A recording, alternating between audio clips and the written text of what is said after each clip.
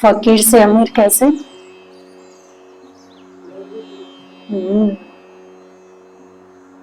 आज की डेट में अमीर कौन है? जिसके पास दिव्य गुणों का खजाना है, सुख शांति है, वही अमीर है ना। पैसा चाहे कितना भी हो लेकिन सुख शांति ना हो तो वो भी गरीब ही है ना, क्योंकि गरीब का अर्थ ही होता है अभाव।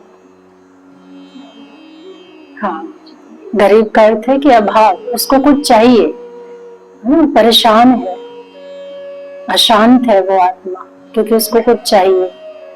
तो अगर अमीर के अंदर भी यही बात है कि और चाहिए और चाहिए, तो फिर वो आत्मा भी अशांत है ना। तो अमीर का अर्थ क्या हुआ? जिसके पास सुख शांति है, दिव्य गुण है, दिव्य शक्तियां हैं, जब चाहे जहां चाहे जैसे चाहे अपने मन को हम स्थित कर पाए।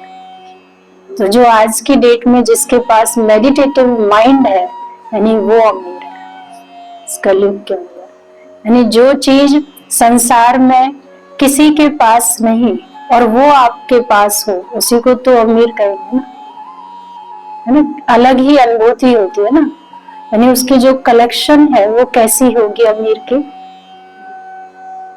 तो हम ऐसे शहंशाह बने कि हम दुनिया में कहीं भी जाए लेकिन हमारे पास ऐसा पॉजिटिव दृष्टिकोण हो, यानी एटीट्यूड हो ना, एक ऐसा नजरिया, हमारे ऐसे भाव हो, कर्म करने का वो तरीका।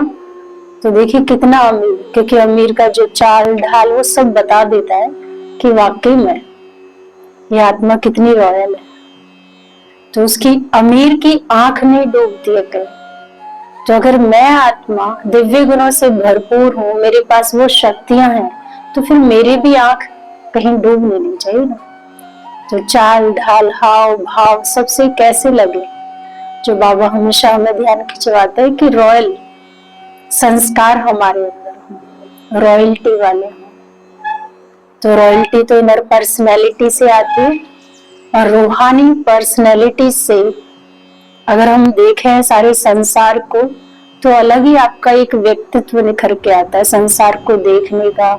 संसार में जो उठ रही बातें हैं, जो नेगेटिविटी है, उसका आप कैसे लेते हैं, वो चीजें आपको और आगे बढ़ाती हैं। तो रूहानी पर्सनैलिटी वाली आत्मा तो कहीं रोक ही नहीं सकते ना। तो उसकी स्थिति कितनी श्रेष्ठ होगी ना।